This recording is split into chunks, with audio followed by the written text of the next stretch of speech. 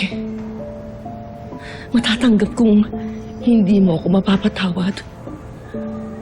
Pero wag mo namang ipagkait ang apo ko. Pakiusap lang. Hindi.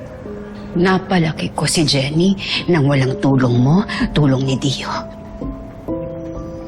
Si Perry lang ang katuwang ko, ang naging tatay ng anak ko.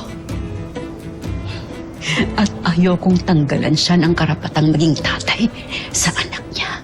Hindi ko gagawin yon. Hindi. Gusto ko lang makilala ako ni Jenny dahil lola niya ako. At hindi ko rin ipipilit na tingalain niya si Dio bilang tunay niyang ama. Naintindihan mo? Pero guguluhin mo ang mag-ama ko. Panahimikin mo na kami. Hindi ako naman ang hindi matatahimik. Kung alam mo lang. Bilang lang. Sige, gusto mo talagang lumapit sa anak ko, subukan mo.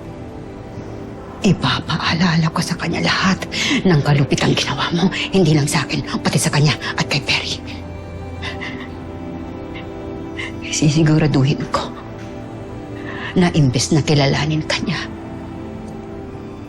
kamuhayan ka ng anak ko. Ngayon, may malasakit ka sa apo mo. Kung meron talaga, umalis ka. Alis. Alis.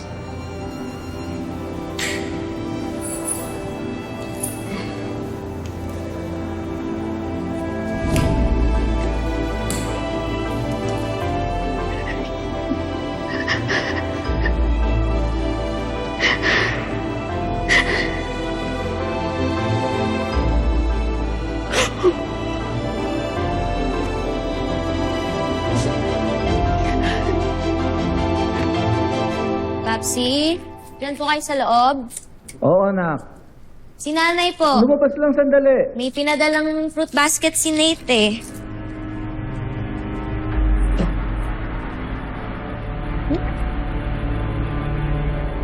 Papsi, ginagamit niyo pa yung voice app?